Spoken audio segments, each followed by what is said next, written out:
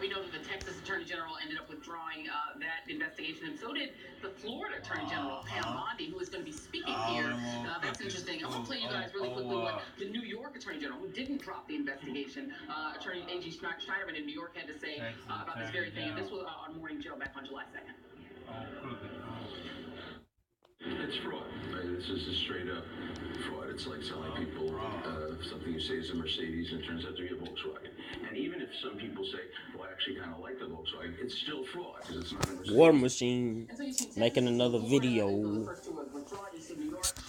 hasn't the Ohio Attorney General looked into this? Well, our Attorney General has been looking into this, not necessarily with Trump, but with other partners and other players who've been doing this. I showed up at some of the hotels where I've done these seminars. I've been going after them.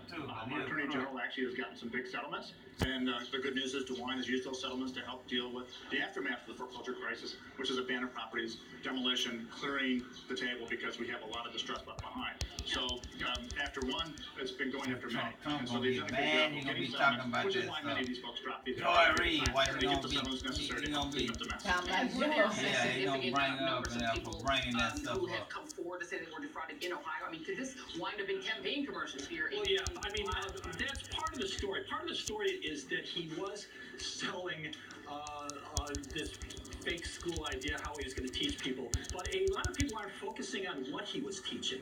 He was not only defrauding the attendees at his seminars, he was telling them to defraud other people as well.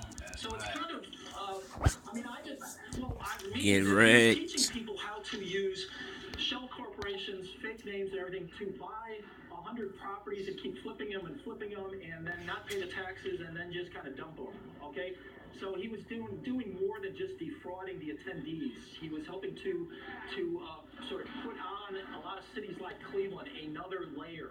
Yeah, but what do you say, Councilman Greg Taylor? People say, you know what, we know this about Donald Trump, but he's still a businessman, he's still a billionaire, he still hired more people than Hillary Clinton ever has. And so what? What do you say to people who are still with Donald Trump, die hard, and they look at this information, they listen to these AGs, and they just don't care? It's pretty sad that people have compartmentalized what we're willing to accept about someone's character or what we're willing to separate on their moral values. And when you're willing to compromise your moral values that way, that's not where a leader should be. We have folks who have to step up and take responsibility. When all you can say is, I'll bankrupt that next company, I'll move on to the next chapter, you can't do that in human lives. You can't do that in neighborhoods. And we're losing entire neighborhoods because of the activities that these folks have done. You know, I'm wondering, Marco Rubio went after Donald Trump pretty solidly on this issue.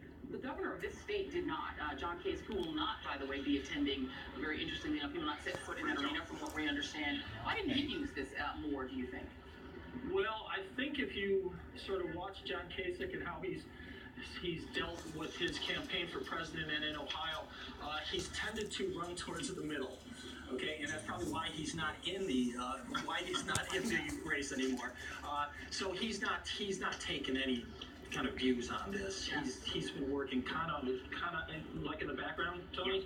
But on a state, on a local governmental level, this is clearly something that you guys are thinking a lot about. Yes, this is a big issue. What's been very sad, and I can't wait until we get past these, so we can start talking about the housing market, we can start talking about real things in our neighborhoods, because no one's been touching that issue. 8 years ago, we had a forum at Cleveland City Council. We brought in Hillary Clinton's campaign, we brought in Barack Obama's campaign, their advisors came in. We had a great session talking about what's going on in our neighborhoods. We got to get past some of the international, all of the name calling, everything that's getting people riled up, and get to some really bricks and mortar and how we're going to fix our communities and our neighborhoods. Yeah, well said. Councilman Tony Brancatelli, thank you so much for being here. Thank you.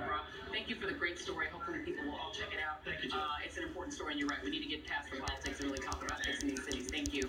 And coming up next, I sat down with Tamir Rice's mom to learn what has and hasn't changed in Cleveland. Boom. Her son nearly 2 years ago.